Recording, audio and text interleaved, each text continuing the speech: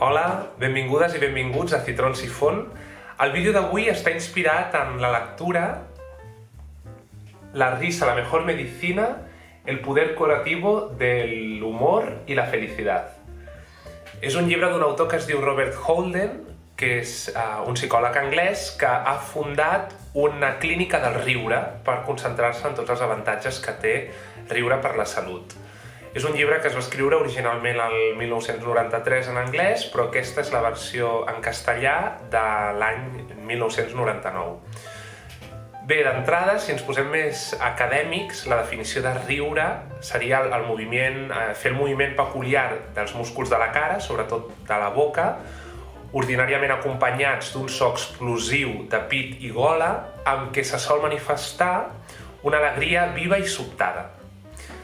Des del llibre ens parla que és una expressió humana innata, perquè tant nenes com nens, sords, cecs i de diverses cultures riuen. És a dir, que és una cosa que tenim en comú i que, malgrat amb l'edat es va construint o ens anem fent cuirasses d'odi, de por, d'ansietat, sempre tenim el potencial per expressar aquest riure i alliberar-nos d'aquestes cuirasses. D'altra banda, tant en societats primitives com civilitzades, riure és una eina multipropòsit que ens ajuda al creixement i a la formació de vincles en la comunitat. I s'han descrit 3 dimensions del riure. En primer lloc, és un instint de supervivència bàsic. En segon lloc, és una conducta d'unió. I en tercer lloc, està considerat un alliberador humà, és a dir, que ens ajuda a transcendir, a ultrapassar la realitat immediata.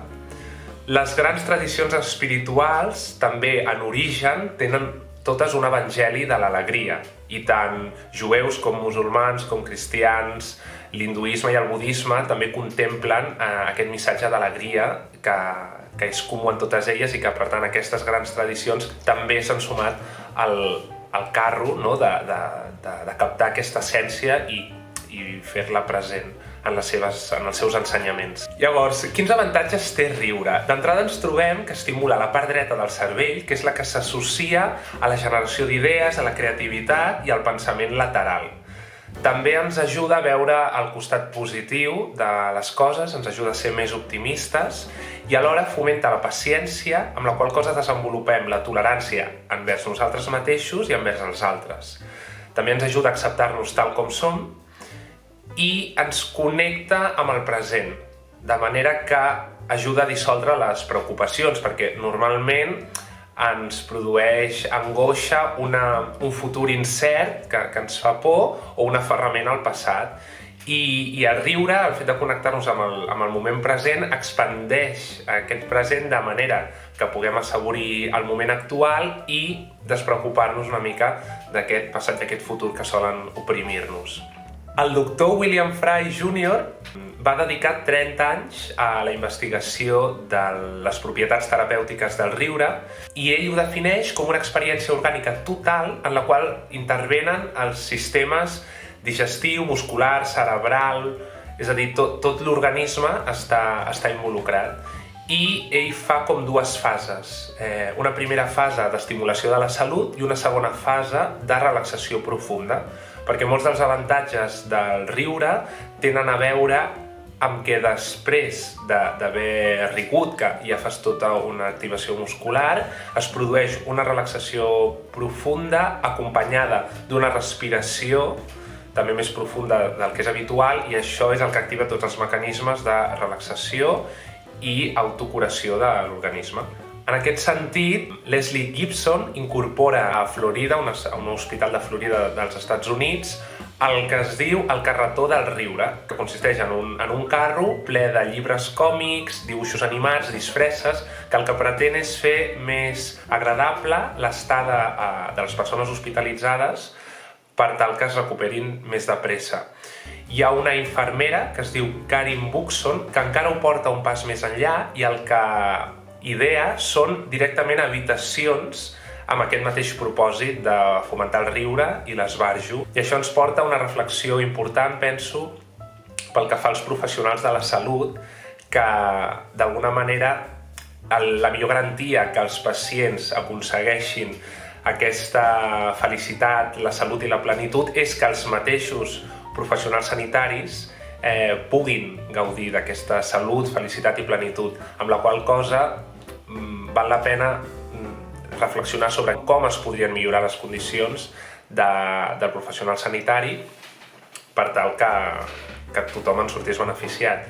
Realment a tots els entorns laborals convé introduir aquesta dinàmica d'alegria, de bon humor, que no només afavoreix el benestar de les persones, sinó que a més està comprovat que augmenta la productivitat i la creativitat. I sempre hi ha aquests exemples de grans multinacionals nord-americanes que tenen aquests despatxos amb tobogans, amb pissarres i amb tota mena de jocs. A Londres i a Nova York hi ha també diverses iniciatives d'animar les persones hospitalitzades i, de fet, aquí a Catalunya, Pallapupes, que persegueixen el mateix objectiu, a través de pallasses i pallassos, fer més agradable les estades hospitalàries tant pels pacients com pels professionals sanitaris, la qual cosa és una iniciativa molt bona i que tenim ben a prop. En aquest vídeo m'he centrat molt en el riure perquè la novel·la insisteix en aquest aspecte, però també no hem d'oblidar que hi ha altres expressions humanes d'emocions, com ara plorar, i són igualment vàlides. És a dir, que a través de les llàgrimes també tenim un recurs en el plor per transitar la tristesa i el dolor, que també hi són. Com a curiositat diré que vaig fer una sessió de risoteràpia a l'ESO, i va ser molt interessant perquè la professora ens va explicar diferents beneficis del riure segons la vocal que feia servir. Per exemple, ens deia que la A afavoria els ossos i la sexualitat, riure amb la lletra E és beneficiós pel fetge, la lletra I té a veure amb el cor, és el riure més innocent i que els nens i nenes sovint recorren a la I per riure. La O, en canvi, deia que era convenient pel sistema digestiu, i la U va molt bé per les migranyes, pels pulmons, i és una lletra que ajuda com a desconnectar també, el riure amb la lletra U. També una reflexió final que fa el llibre i que trobo molt encertada és que parla de l'alegria com una qualitat i no tant com una mercaderia. Cada persona té la font de l'alegria a l'interior i que malgrat les persones alegres poden, i de fet és millor que comparteixin l'alegria perquè això suma, i fa aquest efecte boomerang que et torna, una persona alegre pot ajudar a altres persones a trobar la seva pròpia font d'alegria i no tant dispensar-la.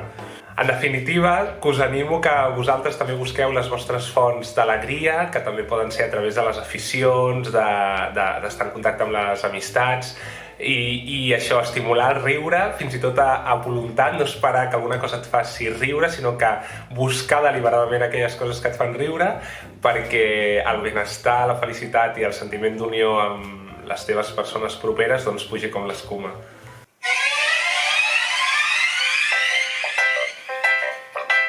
Ha, he! Oh!